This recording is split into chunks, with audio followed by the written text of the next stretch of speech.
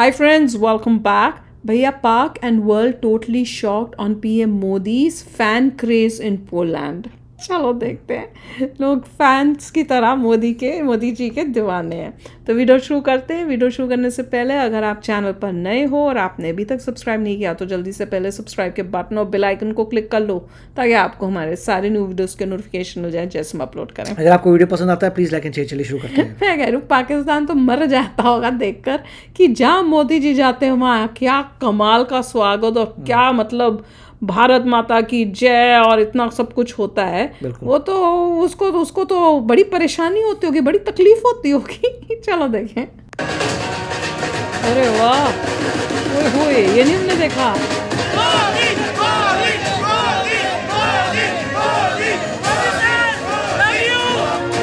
Prime minister Narendra Modi 2 रोजा दौरे पर पोलैंड पहुंच चुके हैं और वहां पर उनका बड़ा ग्रैंड बड़ा वार्म वेलकम किया गया। हम देख रहे हैं कि किस तरह वो दुनिया पर राज करते हुए दिखाई दे रहे हैं।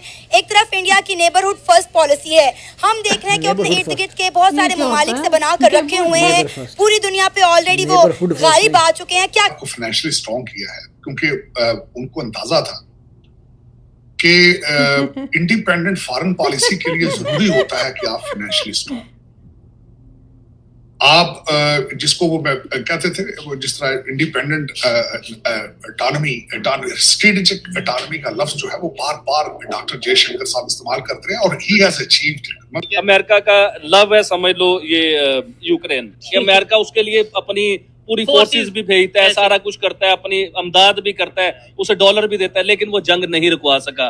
उसे पता था कि दुनिया में एक वाहिद ताकत नरेंद्र मोदी एंड जयशंकर जिस तरह की बल्लेबाजी कर रहे हैं दुनिया की जो खारजा पॉलिसी है उस पिच पर उस महाज पर तो यकीनन उनको जो बैक टू बैक सफलता है इस मैदान में मिलती हुई दिखाई आपको दे रही है। रशिया से तेल लेना जबकि एक दुनिया की एक सुपर पावर उसके ऊपर सैंक्शंस लगा रही है, लेकिन अपने इंटरेस्ट के लिए रशिया से तेल लेना सबसे बड़ी मिसाल।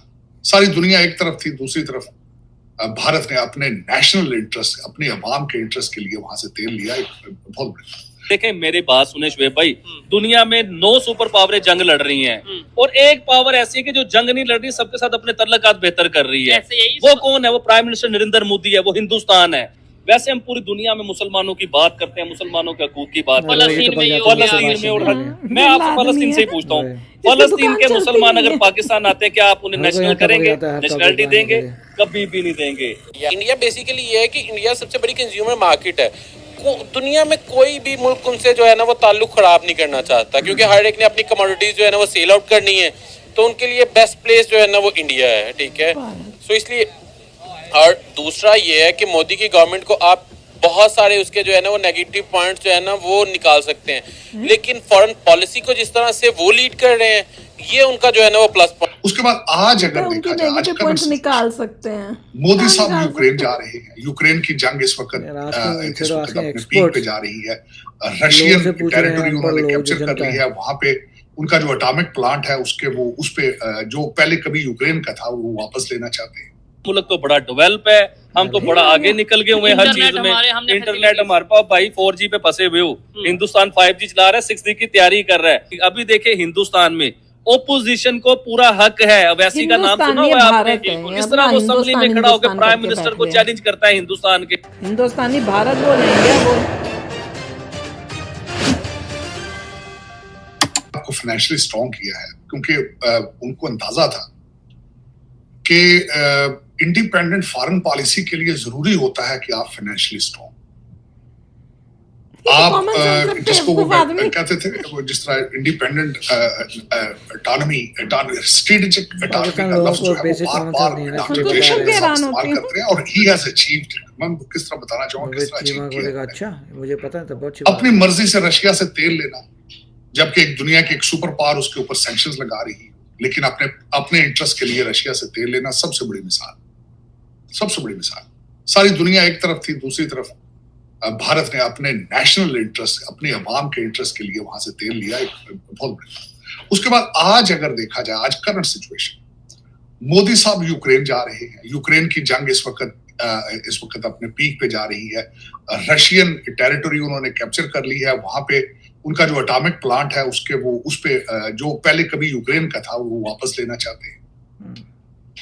इन सर्कमस्टांसेस में उनका यूक्रेन जाना, उसके बाद आपने बताया कि जापान के फॉरेन मिनिस्टर और उनके डिफेंस मिनिस्टर्स इन इंडिया, उसके बाद मलेशिया के Anwar Ibrahim is in India, और उसके बाद जो अभी रिसेंट में देख रहा हूं कि वहां के जो डिफेंस मिनिस्टर हैं राजनाथ साहब, he is coming to America.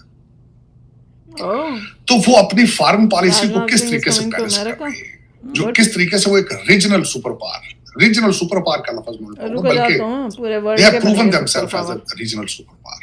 तो वो जिस तरीके से वो अपनी हर चीज बैलेंस कर रहे हैं, लेकिन उसकी सबसे बड़ी वजह ये सुपर पावर नहीं होता भाई, रीजनल पावर होता कि वो फाइनेंशियली सुपर पावर किसी के ऊपर डिपेंड नहीं। सुपर पावर मतलब सुपर पावर। दूसरा उनका जो डायस्पोरा है, मैंने उनको डायस्पोरा कहना छोड़ दिया है, टेक्नोक्रेट्स कहता हूं। और सुपर उनके टेक्नोक्रेट्स पूरी दुनिया के ऊपर जाके अपना नाम बनवा रहे हैं। आप दुनिया का कोई कंट्री देख लें जहां पे इंडियन टेक्नोक्रेट मौजूद नहीं है। इंडियन क्या? आर्टिफिशियल इंटेलिजेंस के ऊपर उनकी मास्टरी या फ्यूचर में आएगी, वो एक नया रंग दिखाएगी। वे भी आपने देखने वाली बात है। मैं बल्कि आगे चल के आपको बात करना चाहूंगा डीएनसी के बारे में, जिस तरह कल यहाँ पे कौन है यूएसए में, बल्कि मैं आज मजाक कर रहा था कि वो उस पे कैसे पहन के बैठा बाइडेन साहब ने वर्ड बाय वर्ड स्पीच दी है, बड़ी तालियां बजी है। लेकिन मैं कल किसी से मजाक कर रहा था कि मुझे लगता है कि उनका जो स्पीच राइटर है वो भी भारतीय है। कुछ भी अमेरिका का सिटिंग प्रेसिडेंट एक सुपर पावर का एक लफ्ज भी नहीं लिख सकता जब तक उसको एक इंडियन टेक्नोक्रेट गाइड ना करे। तो इंडियन ओरिजिन की बात कर रहा है कि कोई इंडियन ओरिजिन का है। कल उन्होंने खैर जो बात की, जिस तरीके से मैंने भी उनकी स्टेटमेंट पढ़ी है कि उन्होंने पाकिस्तान को पे फिर उन्होंने कहा है कि वहां पे अलकायदा, दाइश, आईसिस, लश्कर तैयबा, जैश मोहम्मद सारी एलिगेशंस फिर लगाई हैं। बेसिकली इनको तकलीफ ये हो रही है कि इंडिया इतना आगे बढ़ रहा है, पूरे वर्ल्ड के अंदर जो है इतनी शान हो रही है इंडिया की, जहाँ जा रहे हैं मोदी जी वहाँ इतना प्यार, इतनी रिस्पेक्ट मिल रही है, और उल्टा पाकिस्तान जहाँ पे भी मतलब उसकी थू ही हो रही है। अब जैसे बता रहे हैं, ऐसे लग रहा है जो बाइडन ने कोई स्पीच में जो है उसमें उन्होंने बोला है कि भैया पाकिस्तान में वही टेररिज्म का ही वो उनको फटकार मारी है, तो इनको हो रही है तकलीफ। भैया काम जैसे करोगे वही तुमको मिलेगा। अच्छे काम करोगे तो अच्छा सिला मिलता है, गंदे काम करोगे तो बुरा सिला मिलता है, वही मिल रहा है। तुम्हारी असलियत सारी दुनिया के सामने अब आ चुकी है। इतने सालों से तुमने सबको बेवकूफ़ बनाया हुआ था, अब वो सारे जो हैं वो उनको समझ आ गई कि तुम किस टाइप के हो। देखिए सबसे मज़े की बात है कि मोदी जी जा रहे हैं यूक्रेन, और ऐसा कोई भी फोरकास्ट नहीं कर सकता था पहले। सभी लोग ये कहते थे इंडिया तो रशिया के साथ है, रशिया के बिल्कुल ही वैसा करेगा, मगर यहाँ पे आपको नज़र आता है कि पहले जब यूक्रेन का लोगों को, इंडिया के लोगों को यूक्रेन का नाम तक नहीं पता था, फिर बाद में पता लगा, फिर मिस्टर ज़ेलेंस्की के बारे में इंडिया के लोगों को पता लगा, फिर मिला कि मिस्टर ज़ेलेंस्की और मोदी जी की मुलाकात होती है किसी और कंट्री में, फिर लोग बोलते हैं यूक्रेन का क्या करना है वो। अब नज़र आ रहा है कि मोदी जी यूक्रेन जा रहे हैं। क्यों? क्योंकि मिस्टर ज़ेलेंस्की ने इनवाइट किया कि आप आइए, और ये भी कहा कि आपकी ज़रूरत है हमें कि आप पीस टॉक्स करवाइए और इस प्रॉब्लम को सॉल्व करिए। तो अभी देखते हैं कि मोदी जी जाते हैं, और मिस्टर डोवल भी जा रहे हैं, जयशंकर जी भी जा रहे हैं, सभी के सब इस खुफिया ट्रेन में जाने वाले हैं, और ज़बरदस्त स्ट्रेटेजिक बातें होंगी, एंड वी विल सी क्या रिजल्ट आता है। अगर इंडिया हेल्प पूरा कर पाता है, इसको ख़त्म कर पाता है वॉर को, इट विल बी अमेजिंग, कमाल हो जाएगा। मगर ये देखने वाली बात है कि वेस्टर्न वर्ल्ड ने इतना ज़रूर दिमाग लगाया है कि यूक्रेन को एम्पावर किया कि रशिया की भी टेरिटरी ले जिससे आराम से नेगोशिएट हो सके। वो अनबिलीवेबल था कि यूक्रेन जो है वो कुछ ले लेगा, रशिया की टेरिटरी लेके चला गया। वो इक्वल अगर अमाउंट ले लेता है तो ये हो जाएगा, तुम यहाँ पे यूक्रेन की टेरिटरी छोड़ो, वहाँ पे यूक्रेन एक हाथ लो, एक हाथ दो, और काम खत्म, लड़ाई खत्म, बिल्कुल बहुत हो गई। अब अपने अपने घर में खुशियों से और ये बात जो है रशिया के लिए एम्बैरेसिंग है कि उनकी लैंड जो है यूक्रेन, क्योंकि छोटी सी कंट्री, और वो इतने ताकतवर थे। बिल्कुल। तो चलो यार, आप भी शेयर करना अपने थॉट्स। चलते हैं, मिलेंगे नेक्स्ट वीडियो में बहुत ही जल्द। Till then take care and bye bye. तो अगर आप मेरे इस चैनल पे नए हो तो जल्दी से सब्सक्राइब के बटन को हिट करो और बेल आइकन को क्लिक करो ताकि आपको मेरा जब नया वीडियो मैं लगाऊं आपको उसके बारे में जल्दी से पता चल जाए।